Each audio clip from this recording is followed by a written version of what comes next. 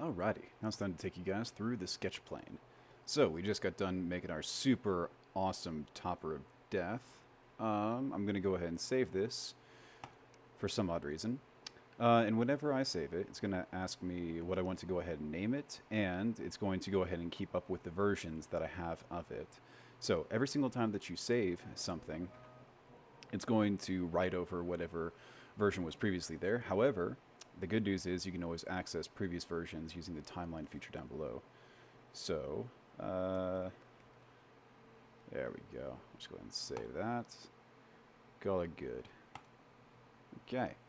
So now I have this new untitled, and I'm going to go ahead and go into the sketch plane to show you guys all the cool features that you can use in here. Now I've already gone through a few of them with you. For instance, I used the line feature, I've used the 2-point rectangle, I've used the circle, and I've also used the spline one time, very regrettably. You also have the mirror function, which works the exact same as what we were doing before with the body mirror. You can then just go ahead and mirror your sketch to make things a little easier on you. Under here, you can see line, rectangle. You can have the different options for the different kinds that you use. I'm going to be completely honest with you guys. I've only ever used the 2-point rectangle. I have no idea what the deuce is going on with any of these other ones. For circles, there are only two that I really use, which is going to be the circle from the inside diameter and the 2-point circle, as you saw from some of my previous sketches. You've got arcs, which are phenomenal. I only use the 3-point arc, which an arc looks a little different. Let me go ahead and just create a line real quick, and I'll go ahead and create an arc 50 because otherwise my spidey senses will tingle. So I'm going to go and create an arc from this point to this point, but I'm going to go ahead and make an arch. So I go ahead and select both the points that I want, and then I drag out, and I can create whatever size arc I want off of this. Let's just go ahead and say I created that potato wedge right there. Cool. We'll add on to that later to make whatever abomination we create. Let's see here. So polygons. These are fantastic because, of course, we are the Space Force and we love hexes. If you can currently hear a spaceship going off, I'm terribly sorry too. That's my bamboo going off. Yeah, so there are a few ways that you can make these hexes. You can either use a circumscribed polygon or an inscribed polygon. So for the circumscribed polygon, what that means is you're going to go ahead and start from the center and then make it the flat portion of the polygon is going to be the part that you're actually measuring whenever you see your measurement in CAD. So for instance, I can see now this is 42.3 from the center to the side. So yeah. For me personally, all of the hexes that are currently used are all 180 millimeter, just because that's what I started with. That's what the beds I had started with could originally support, and I've just been using them ever since. So to do that and this, I would just say 90. Or another thing that you could do, if you are so lazy, is if you know that your endpoint is supposed to be 180 and your radius is supposed to be, you know, half of whatever your endpoint is, then you could do your endpoint divided by 2. And CAD knows what you're trying to ask in that. I can also say 80, if you would be so inclined, 80 plus 2. And it can do those basic mathematical equations on the inside whenever you're asking for whatever values these are. So, it's pretty nice, pretty nifty. All right. Now, what else do we have over here? Slots. Okay. Create a center slot, create an over slot. This is something that I actually need to start looking into myself. I'm sure this would be quite a useful tool, but I just don't ever use it. Ellipses. So this one is kind of confusing, to say the least, because you start in the center, and then you go ahead and define how tall or wide you, how tall you want it, and then how wide you want it, based upon the radius of that oval. So if I go all the way, you can see how I've got those two lines right there. That's telling me, hey, this is going to be a radius instead. I can go up there, and then I get to define how wide I want it to be. So it may seem pretty, simple, but it definitely threw me off the first few times that I used it. Let's see here. And then we've got splines, which are fantastic tools. Let me tell you what. Whenever you're trying to like go in and manually make images and such, splines are your best freaking friend because all you have to do is just continue to click relatively where you want it to drop, and it will automatically make everything nice and smooth for you. It's so fantastic. Now, if I click that I'm done with it by clicking the checkbox, I'm also given all these other weird green indicators on the side of it. And that's actually telling you your amplitude of the curve that you have at the end point.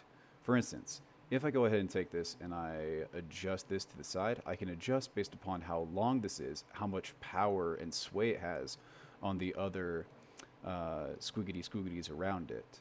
And then I can also adjust the angle of that squiggity too. So that's handy for whenever you're making those little edits. I'm going to go and Control Z that though, because it's quite an abomination. Let's see here. Conical curve. I never use it. Point. You can use it. I never use it. Text. I use this boy all the freaking time, and it is exactly what it sounds like. It is. You can go ahead and make whatever text you want down here. You can see that I automatically have it as center and middle. You'll probably have it over here, same as, word starts, smashed to the left and top. I just always have mine, in the center because most things that I do involve that. Now, I'm going to go ahead and say hello world because I'm required to as a 17S. Now let's see if this is actually anchored though. You can see whenever I started to, yeah, I think it is anchored. You can see whenever I started the sketch, I actually clicked up on this dot up here and then dragged it all the way down here. Now I can't move this hello world because it's currently anchored to a reference point. So that being said, I need to go ahead and break this away from that. Now, the way that you do that is, if you click up here, you can actually see these little indicators. Okay, the more I zoom in, the smaller it gets, so that's not very helpful for y'all. But you can see these little indicators up in the top. Those will tell you how each sketch is being referenced among itself. So, if I create a sketch that references another part of the sketch and I try to alter that part of the sketch, it's going to say, "Nuh-uh, boss, you pinned me to this point and I can't move from it." That's incredibly handy whenever you're trying to move like entire components of a sketch like together all at once. However, it can also be quite the pain in the butt.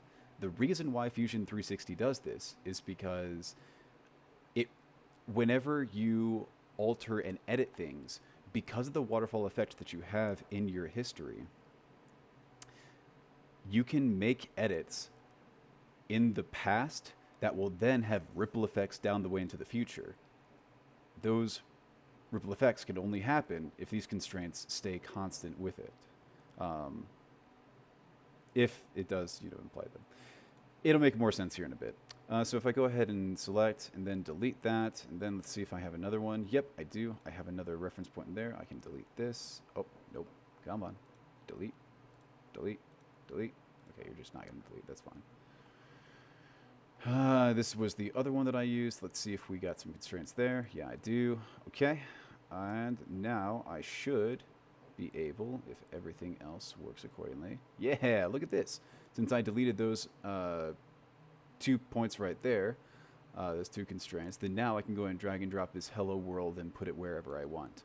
Very, very, very, very, very important concept. It's something that took me way too long to figure out on my own. So Control Z, everything's all set. And also, for anyone who's curious, I always just use Eris Bold ITC. I think that it has a nice mesh of looking like actual lettering while still being 3D printer friendly by having as few islands as possible. Whenever I don't give a flying care in the world what the writing actually looks like, I always just go for Stencil, because that is definite, or Stencil I should say, not Stencil, because this is definitely the most friendly 3D printing medium that you can use because it never has any islands. It always connects everything through. So if you don't care, you stencil.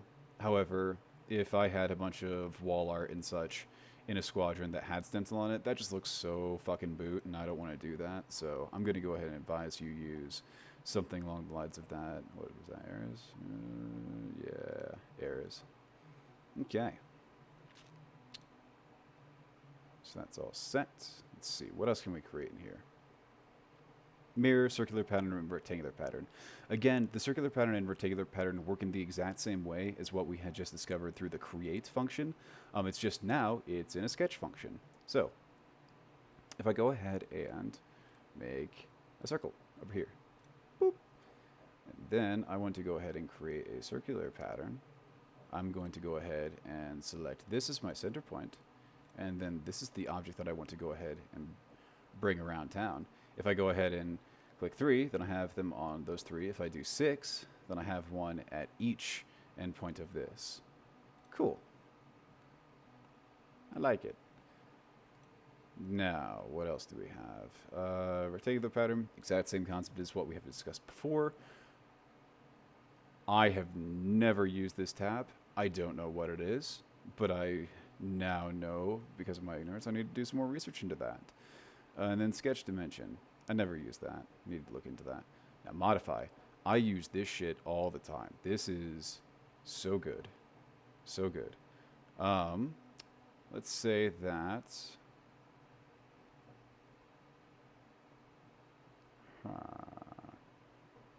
Let's say I don't really like how pointy these ends are, and I want to go ahead and in this sketch plane make a chamfer or fillet for it. Now, a fillet means that you smooth an intersection between two lines. So if I choose this and this, then I can actually adjust this and create some kind of smooth. This is showing you like the center point of the circle for whatever your smoothness is. And that's pretty cool. Also understand you can do the exact same thing under your solid whenever you get into your, oh shoot, what is that tab called? Yeah, your modify section. Yeah, so don't worry about that too much. Oh God, bring me back to the sketch. Oh, yes, okay, this is another thing that I should probably mention. You have these tabs up here, and if I want to get back to the sketch menu, I have to click on sketch. If I clicked on solid, then it brings me back to this, and then I can begin to do things with it in solid reference, such as extrude and, you know, do all that fun stuff, but maybe I'm not done with the sketch yet. Well, then I got to click up in the sketch tab to actually get back to my sketch features. Now, fillet smooths things out. A chamfer, though, takes two lines, and then makes a 45-degree angle, or you can also make the distance between the angle or two separate distances. I've used all the features. They're all fantastic. If you want to take a very basic shape and give it a ton of depth, all you have to do is just make a chamfer to it, and it looks like it took so much longer to actually make and create. That's universal for signs, that's universal for pretty much anything, because it's just not something that we're used to seeing as humans. Fillets, like, it doesn't have the same effect. It doesn't look as industrial as a chamfer, so that's just something for you to keep in mind. Bent curve, well, you can do that. I haven't used it personally, but offset I use on like next to every single CAD that I do. It's so universally useful. All that I have to do is I have to select a line, and then I can go ahead and say, okay, go ahead and make this other line that's going to reference that line like 2 millimeters away. And then if I go ahead and control select as well, I can go ahead and do this for that.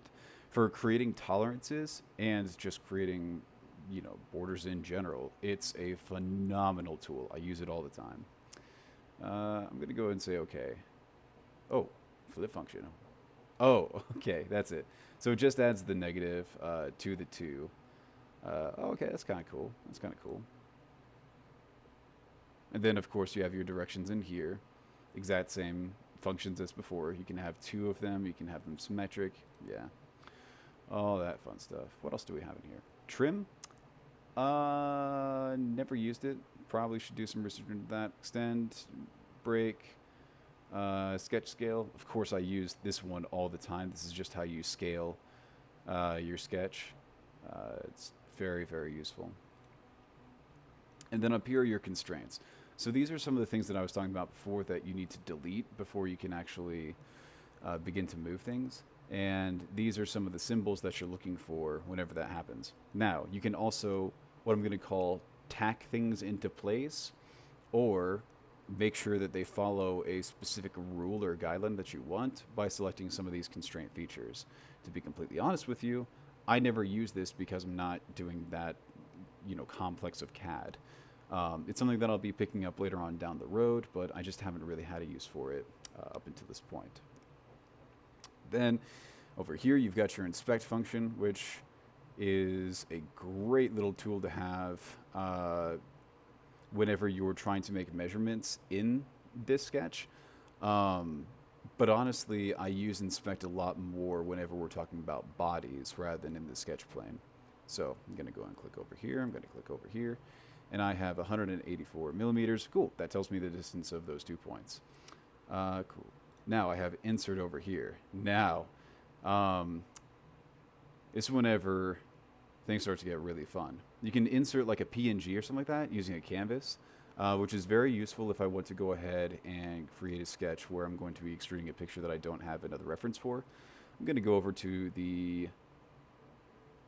Actually, I'm going to go ahead and show you this first before I get into this. Oh my god, everything went black. All right, chill out.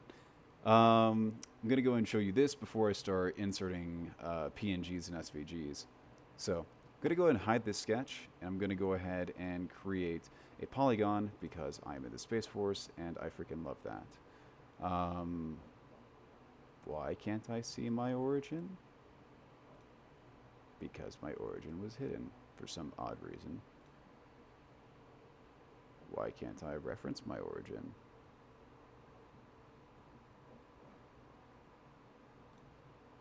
Excuse me. Oh, okay.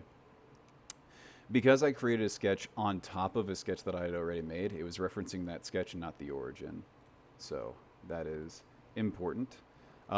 If you see something on here and like you can't reference it, it's probably because the sketch is referencing another sketch and it would interact. Well, let's find out.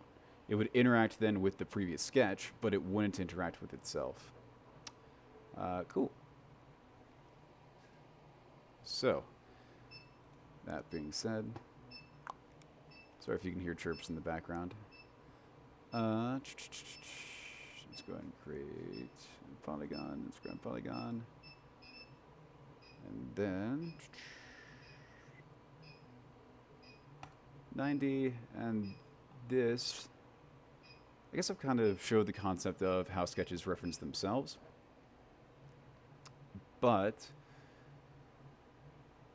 what would be the best way for me to describe this? Yeah, I guess this will work. So, I have this, and I want to extrude it. And then I also have this sketch down beneath. Now let's say that, me being new, I can select things in here, but they don't abide by the same rules as this sketch that's over the top of it. Whenever I first started Fusion 360, I thought that sketching was just sketching. It was all in the exact same field. That's not the case. They're all in their own unique planes, and if you want for, this circle to reference this polygon and for it to actually like stop at these lines right here, then you would need to go ahead and copy this polygon and paste it into this sketch 1 for it to actually properly reference it. So what that would look like is, I'm going to go and deselect this, copy, and then I'm going to hide it, and then I'm going to go ahead and Control V, and now, finish sketch. Oh, it's just going to be overlapping the exact same thing that I just did. Maybe. Ah, fuck. Okay, I figured it out. So, let's go ahead and unhide this sketch 2 again. Let's go ahead and hide this. And then I'm going to go ahead and copy this. And then I just unhid the sketch 1 and then just copied over it without actually entering into sketch 1. So now that I have this copied, yeah, I'm just going to repeat it just to be safe. I can unhide the sketch 1, but I'm not actually inside the sketch 1. So I need to double click on the sketch 1 to actually enter in, and then whenever I click V and I click OK, now that I'm actually in sketch 1, now it's going to abide by these new lines that I have in here. Very, very, very, very, very important concept. You actually have to double click into it, enter into the sketch, and then things are going to start to interact with one another. Yeah, let's see here. What else do I need to do? Constraints, all that fun stuff, all this interactions. Okay, well then, the next portion that I'm going to go into, since this is just about 20 or so minutes at this point, I'm going to go and cover SVGs and canvases in the next one.